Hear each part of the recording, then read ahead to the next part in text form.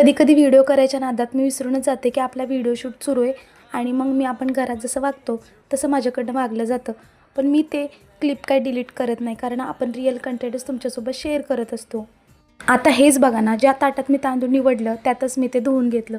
आज ना मला खरंच आळस पण आला होता, तरी पण मी आज व्हिडिओ शूट करत होते, म्हणून ही साधी रेसिपी मी तुमच्यासोबत शेअर करत होते.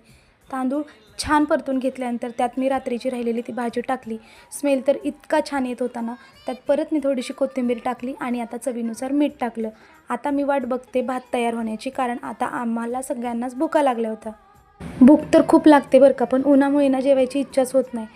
तहान लागली की पाणी इतकं पिलं जातं ना, मग पोटात जेवणासाठी जागाच राहत नाही. मला आणि माझ्या मुलाला पाणी प्यायची खूपच सवय बरं का.